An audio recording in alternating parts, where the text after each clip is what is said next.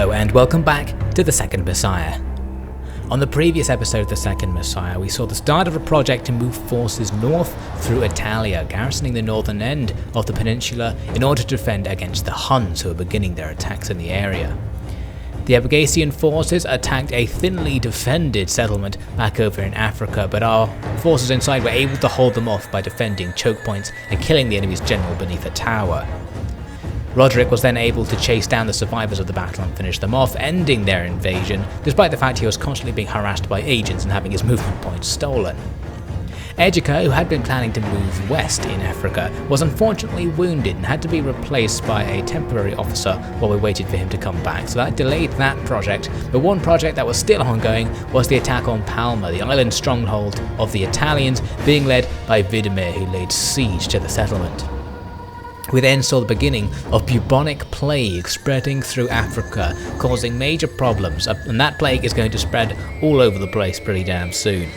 Egica, once returning from his period of being wounded, began his attack on the Maurians, taking Tingis immediately, but they counterattacked with a massive force, gaining a small advantage over him and immediately attacking his defences on the settlement. We had a tiny navy at sea that was dodging around the enemy's artillery ships, trying to get them to just waste time and ammo while their main force began its attack. We managed to kill the general leading their army right early on in the battle, but now their main force has arrived and committed itself to the fight. We're going to see how the defenders do.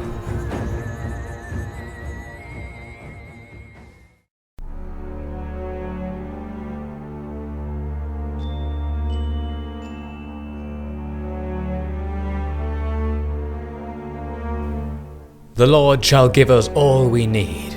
The Lord shall allow us no wants. The Lord, giving us daily his water, protects the faithful from all harm. We, the children of the Lord, are of many families, of many creeds, and many ancient traditions. That is true. But in the new world it will matter not. For all men can partake of the Lord's blessing, if they cast away foolish ambitions and act only in his name. Now it is time to sample the Lord's gifts to humankind. Drink from the source, all ye who wish to hear the voice of God. The font of all water is a channel to heaven itself. This virgin liquid still retains the essence of the power of that realm. Drink deep, brothers and sisters of Lord Christ and the Messiah King. Let the energy of our divine Creator seep into your body. Let it change you, heal you, rebuild your mind so that the darkness of the old world no longer clouds it. Let the Lord reveal to you the true nature of the world before your very eyes. And once the truth is yours to hold, let that truth compel you to reach out to our Lord, to give him the power he needs to save us through your unfaltering belief. Pray that he will fulfill his promise and make the world anew for his countless loyal creations. Rejoice. Rejoice that the future will be bold and bright, and the world will return to heaven, and the eternal contentment of man shall begin.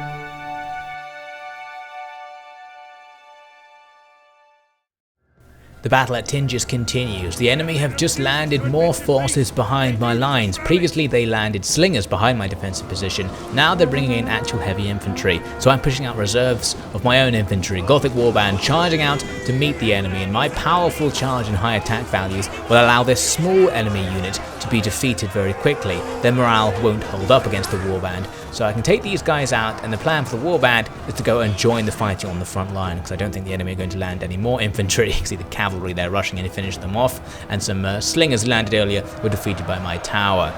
The defensive position being held by the Legio Intestudo is holding up, despite the fact my forces are surrounded. They've managed to get an enemy body on top of their shields there, but they seem not to care. And I guess it's more scary for the enemy to see the bodies of their dead being held up above them. So they're just trying to get through. My men are sitting static. We've lost a decent amount of one of those two regiments there. They're probably going to break soon. On the other approach, things aren't looking particularly good. We've got two really thin lines of noble swords holding back pretty much everything the enemy have at once. They're really trying to break through here.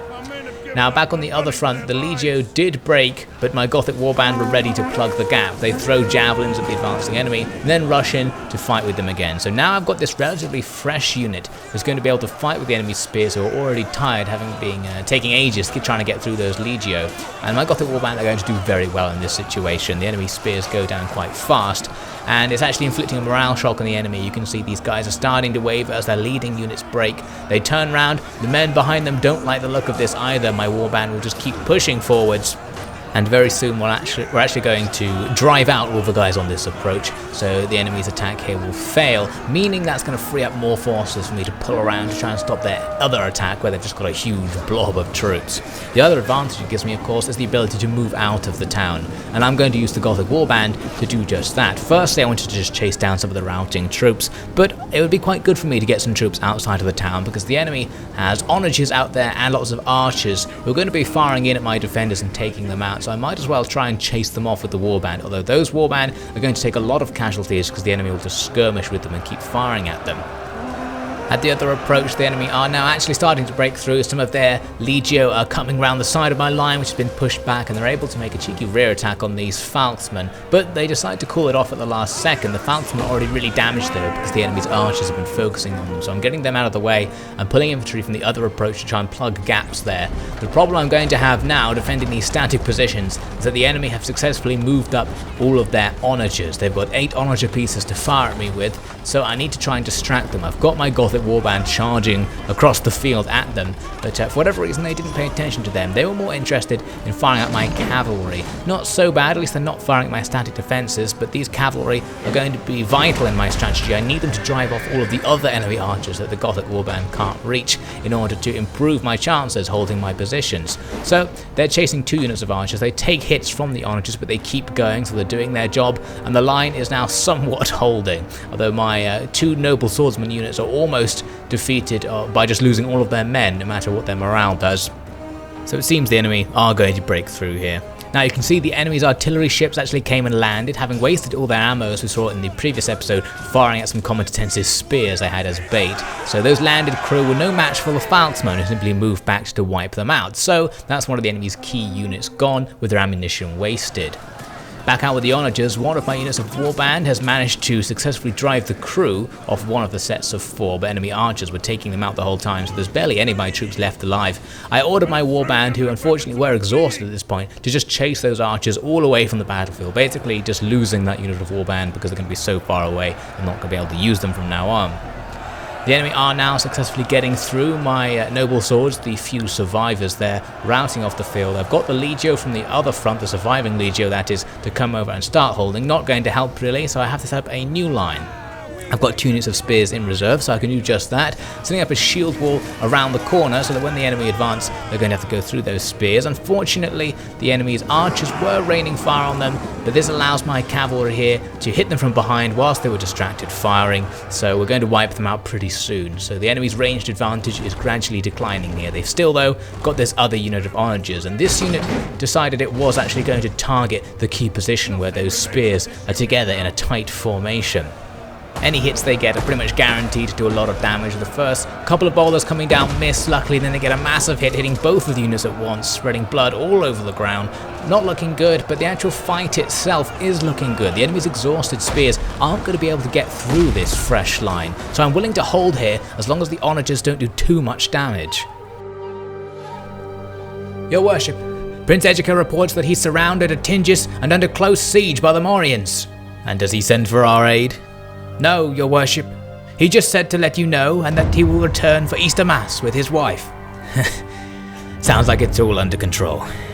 Knowing that Egica is busy killing our foes in his boisterous fashion makes me feel all the safer. Tell him I look forward to hearing of his exploits in battle, and of what methods he used to slay their king. And tell him he's welcome to stay in my palace. Kylomir's room is free. My men endure the volleys, shuffling about a little bit to try and dodge them, losing probably only about a quarter of each regiment, until my cavalry, this tiny unit of cavalry, is able to get out and disrupt those onagers. The cavalrymen should do very well against the crew, although it seems the crew resist quite well, even getting stabbed with a spear with no armour. They seem to survive, but the cavalry will defeat them soon enough, so the onagers are going to be knocked out. Then right on the edge of the battlefield, as you can see, there's archers who I was chasing away, have unfortunately found the red line of death, allowing my men to catch up with them. There's now a weird sort of glitchy fight here right on the edge of the area the men are allowed to stand in. The enemy are still trying to escape, but the men who are forced to engage are turning around and being killed immediately by my troops. So those archers have been knocked out, and my Gothic warband, totally exhausted, might just about be able to run back over to this part of the battlefield and take part in the fight. The fight itself isn't going hugely well. The enemy's huge blob here is overwhelming the Legio I have holding them in position. The good part is that some of the slingers, you can see, have come around to fight in melee, even though they had the ammunition left, which is absolutely perfect because those slingers would have demolished this spear line if they'd used them correctly. So very glad to see this. We're now getting kills on the enemy, reducing their army morale. The balance bar now starting to go into our favour as a result. Very good stuff. Those slingers are routing. The cavalry coming back from the onagers, I decided to try and just rear attack this blob on the off chance that their morale might get really shaken up by this attack. Unfortunately, I've only got like a handful of men who don't really do much damage, and of course a lot of this blob is spear troops. Some of those spear troops immediately started engaging with my cav. I try and pull them out, but they rout at this point, even with a good decent amount of their men still alive. So that means the Legio are pretty much stuck, and the enemy defeat them. As they rout, they are completely slaughtered as the enemy just overrun them, so that whole regiment's going to disappear in the blink of an eye. The enemy started moving eastwards further into the town, but I was deploying my last set of reserves to try and stop them. First, I was charging Gothic Warband. Unfortunately for me, the enemy did a cavalry charge at the last second there, which rushed out of the blob and totally destroyed my Gothic Warband. Over half of them killed instantly, and in the ensuing melee, a lot more were killed. It seems these cavalry are heavy enough to really smash up Gothic Warband. Egica's here leading the troops as we attempt to form a new line right behind them. I've got these noble swords who rush forward, and they're going to form a shield wall. The enemy won't be able to get through that. The defensive stats are too high, and the enemy doesn't have the energy and troops left to actually defeat it this time, so I'm confident we can hold. Unfortunately, the Gothic warband who went out in front have been totally wiped out in that fight. The enemy though, because they're low energy and the fact that all of their units are somewhat depleted, really don't feel like fighting against another line of Gothic troops, and they retreat at this point, even with loads of those troops still alive. So Egica and his nobles can now rush forwards to engage the retreating troops and kill as many of them as possible. We're going to do a lot of damage here, especially against the exhausted units who are going to be unable to run from these noblemen who are mostly fresh or active, so I'm going to be able to catch up with them even against lighter units. Once it's all over, the battle ends in a close victory. It went okay. We lost a decent number of units, some regiments being totally destroyed so we can't replenish them, which is a little bit of a pain, but the town is still ours, and the Maurians, of course, came off worse. Let's take a little look at the battle results. You can see we've got about 4 regiments totally lost, others down to really low amounts of strength. It's going to take a long time to get them back into battle readiness, but the enemy have fared worse off. Almost all of their army has been either heavily depleted or wiped out entirely, so it's unlikely they're going to be able to make another attack in the near future. So those forces will now fall back, and Egica can keep Tingis in his hands. And now, because we're going into the year 420, we get this special cutscene.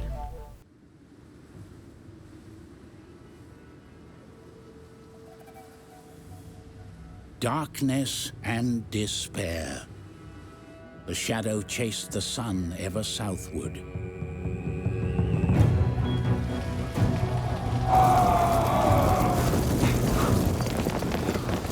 And behold a pale horse. And his name that sat on him was Death, and hell followed with him.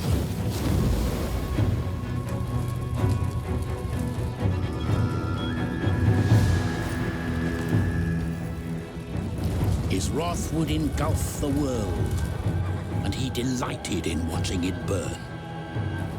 The horde looked to Attila, and the world trembled. Abandon all hope. That's right, the apocalypse is now well and truly beginning because Attila has taken to the field. At this point in the game, the Huns become a lot stronger as a faction. They get a whole bunch of extra infinitely respawning troops. So they're spawning a long way from us, so it's going to take them a while to get onto our battlefronts if they do come here at all. So we've got some time, but the danger level has certainly increased. Going through the news there, we saw that bubonic plague has spread to Tingis, which is really bad news for Egica because that means he can't hire any more forces because it stops replenishment. We also have a potential marriage going on. I'm going to allow that marriage to happen. No particular thoughts on it. So here's the bubonic plague. It's going to reduce my integrity and stop me from replenishing units. That means I'm going to be forced to hire mercenaries in order to get my army back to shape, the expensive option. And we really have no way of knowing when this plague, if ever, is going to end and what effect it's going to have on Egica's position here. Let them have it, for now. There is little left for them to prove. They have earned Tingis by right of conquest, but it shall not remain theirs. Of this I am sure. A keen eye could tell it, even through the chaos of battle. Their men are unsettled by the sun, and wither as the darkness of the plague begins to envelop them. Yes, time will show them to be utterly powerless before the world they are destroying. We will rebuild, restore our spirit, and watch happily as the Goths are devoured by their own folly. Meanwhile, we shall see if the impending fracture in their royal dynasty can be exploited to our advantage. Over in the east, Roderick is going to continue his mission to hunt down the Makran. It's going to take him a while to get there. His movement points still being stolen away by that annoying agent who's leveling up every time he does this. It seems I'm unlucky. I'm never able to actually wound or kill him. He keeps succeeding. You can also see here, climate change has occurred. This reduces the fertility of everywhere, especially up north, and that means it increases the probability of northern factions migrating down into the area that I'm in, essentially, so we might be seeing some new arrivals come in soon. We can see the Huns have got the Illyrians pushed back to their core regions at the moment. The Illyrians appear to still have lots of forces left though, so it's not over yet. Over in Verona, I'm going to cross my forces over the river to defend on the other side of the town so the Huns actually can't start a siege battle there. My plan is to have those guys stand there until they can switch out with Geilemir. They'll then come back into Italia and recruit a new army designed especially for fighting the Huns once Geilemir's got things covered for the meantime. Now from Adulis, I'm going to move my tiny reinforcement army to move up towards Makran. We're going to crush Makran's forces between Roderick and these guys coming up from the south. Hopefully they won't be able to escape from that. The Maurian forces in Tingis now fall back, going back to their settlement to the south. A fine choice, they don't need to attack again, they need to replenish while I can't.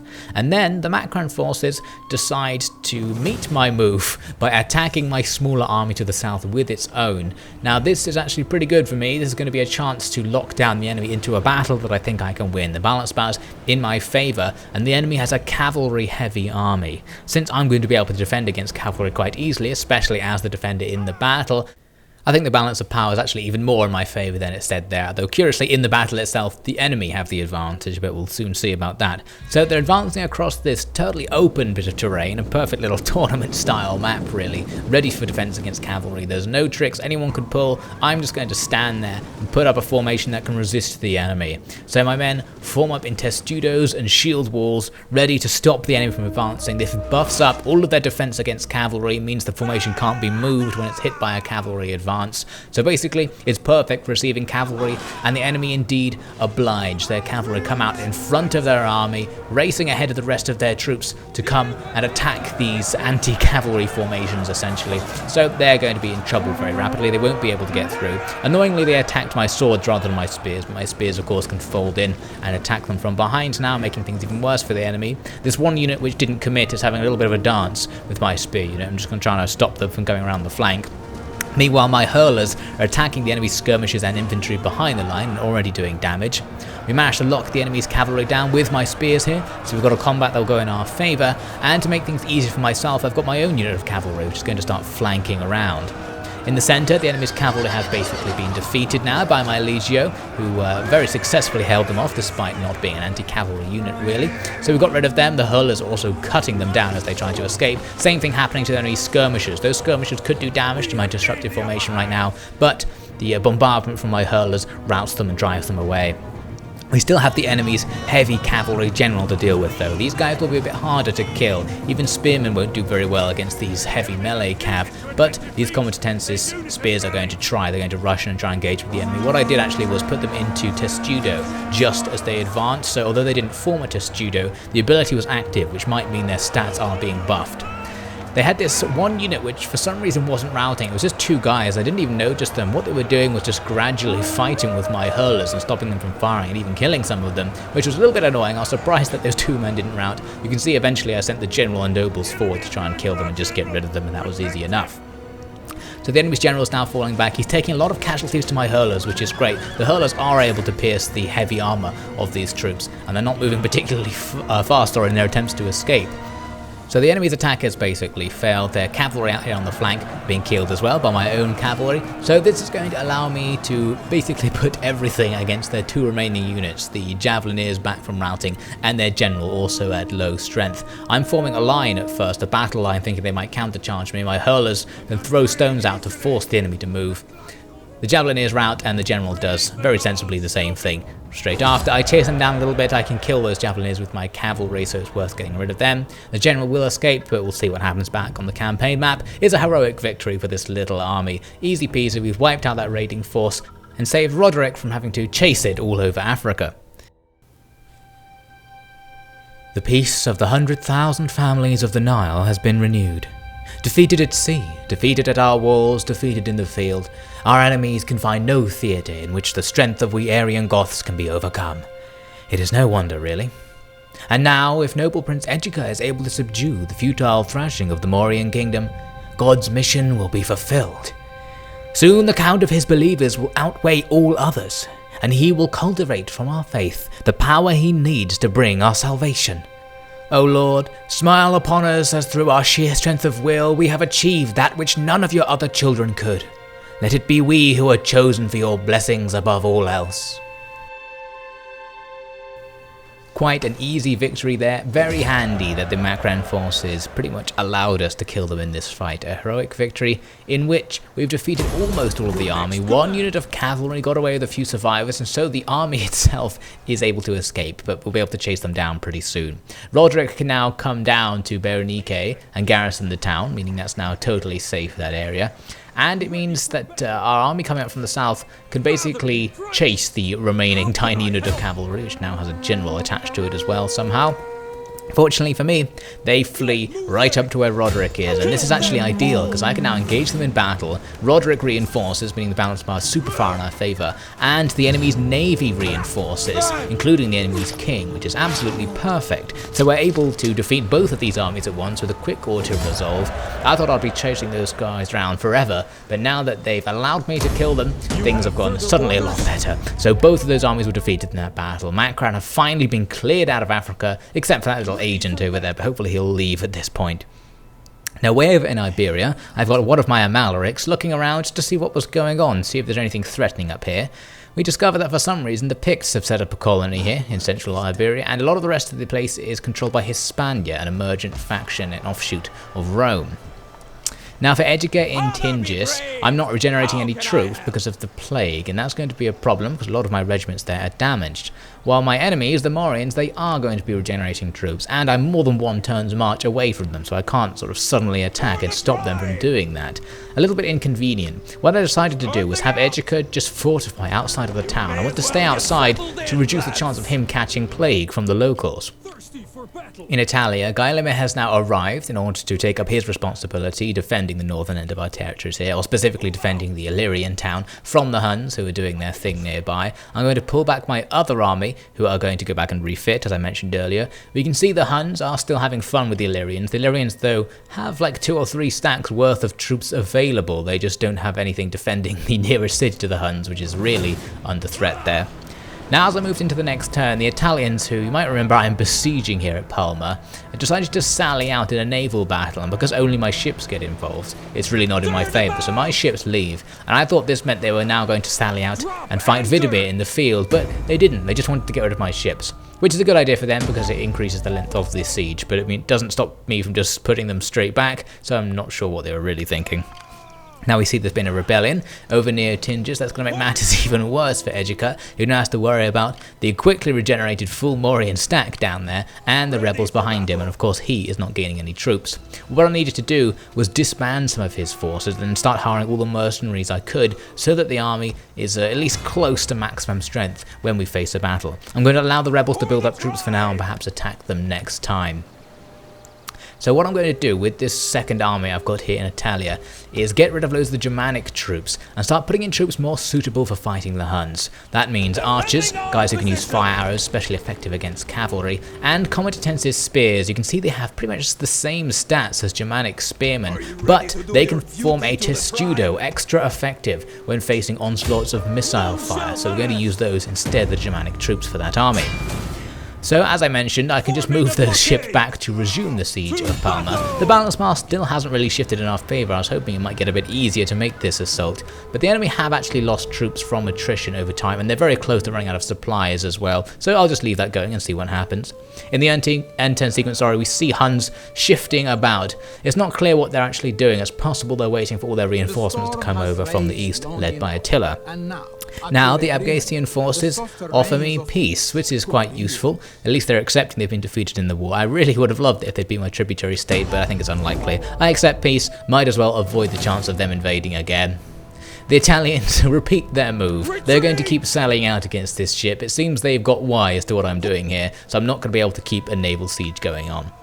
And now I learned that the rebels in Tingis have caught the bubonic plague, which is perfect. So that means they're going to be taking attrition and their integrity will drop as well. But because they're also recruiting troops, I want to kill them right now. So Egica just moves over.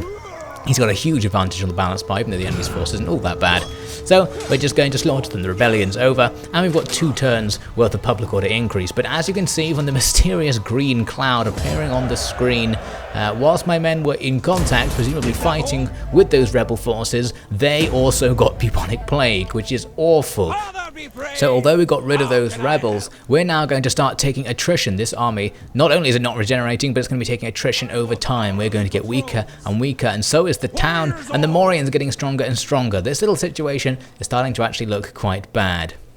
Moving on, we see the Huns engage with Illyria, bringing down a stack. It's not clear what happens here, whether the Illyrians lost or whether they just ran away. They seem to sort of get stuck here for a while, but then their army eventually suddenly fell back. So I think they were probably defeated in battle here, so the Huns are going to continue their campaign against the Illyrians for now. With reinforcements on the way, the Illyrians might not last much longer, and of course we're next on the list after the Illyrians, at least presumably, so we're going to have to keep an eye on that one. We also see the Maurian forces suddenly strike east, so they're not going to come for Egica. They're going to leave Egica to be killed by the plague, it seems, and make an attack back in our core African regions. This could be dangerous. We'll see what comes of all this next time.